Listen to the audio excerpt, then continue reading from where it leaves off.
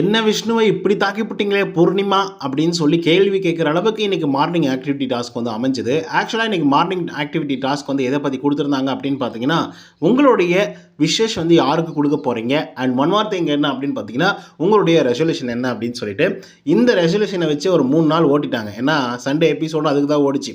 அதுக்கப்புறம் நேற்றுக்கு morning activity டாஸ்க்கும் இதுதான் இருந்துச்சு. இன்றைக்கி மார்னிங் ஆக்டிவிட்டி டாஸ்க்கும் இதுதான் இருந்துச்சு. ஸோ வந்தவங்கெல்லாம் நல்லா தான் பேசினாங்க. பேசுனது மட்டும் இல்லாமல் அவங்க வீட்டில் வேலை செய்கிறவங்க, வேலைக்காரி எல்லாருக்கும் வந்து விசேஷம்லாம் வந்து பண்ணாங்க. அந்த ஒரு விஷயத்தில் வந்து பார்த்திங்க அப்படின்னா எல்லாரையும் வந்து பாராட்டியே ஆகணும். ஏன்னா கூட இருக்கக்கூடிய நட்புகளை வந்து பார்த்திங்கன்னா பாராட்டுவாங்க, அப்பா அம்மாக்களை வந்து பாராட்டு பண்ணுவாங்க, அதே மாதிரி விஷஸ் வந்து கொடுப்பாங்க. ஆனால் வீட்டில் வேலை செய்கிறவங்களுக்கும் வந்து பார்த்திங்கன்னா விஷ் பண்ணணும் அப்படிங்கிற ஒரு எண்ணம் அவங்களுக்குள்ளே இருக்குது. ஸோ அந்த ஒரு விஷயத்துக்காக நம்ம அவங்கள பாராட்டி ஆகணும். அண்டு இதில் வந்து பார்த்திங்க அப்படின்னா விஷ்ணு இன்றைக்கி வந்து பார்த்திங்கன்னா மார்னிங் ஆக்டிவிட்டி டாஸ்கில் பொழக்கப்பட்டார் இல்லைன்னா தாக்கப்பட்டார் அப்படின்னு கூட வந்து சொல்லலாம். என்ன அப்படின்னு பார்த்தீங்கன்னா, நம்ம பூர்ணிமா தன்னுடைய விசேஷம் வந்து சொல்கிறதுக்காக வந்தாங்க, விஷ் பண்ணாங்க. 1 or 2 மெம்பர்ஸ்க்கு வந்து விஷ் பண்ணாங்க. என் கூட இருக்கக்கூடிய ஃப்ரெண்டுங்கள் எல்லாருக்கும் மிகப்பெரிய நன்றிகள் அப்படிங்கிற மாதிரி தான் வந்து சொல்லியிருந்தாங்க.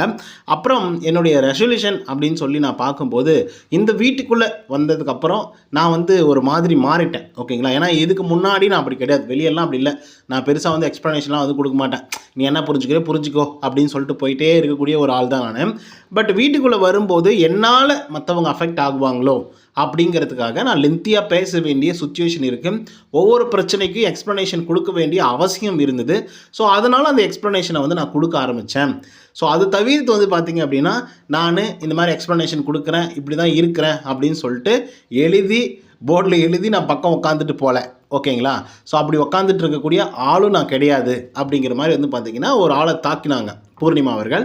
ஸோ இது யாரை தாக்கினாங்க அப்படின்னு பார்த்தீங்கன்னா, விஷ்ணுவை தான் வந்து தாக்கி பேசினாங்க. அது என்னென்னா, கமல் சாரோட எபிசோடில் வந்து பார்த்திங்கன்னா, யார் வளவலா கொலகொலான்னு வந்து பேசுகிறாங்க, ஷார்ட் அண்ட் ஸ்வீட்டாக யார் பேசலை அப்படிங்கிறத வந்து சொல்லுங்கள் அப்படின்னு சொல்லிட்டு கமல் சார் வந்து ஒரு டாஸ்க் வந்து கொடுத்துருந்தாரு.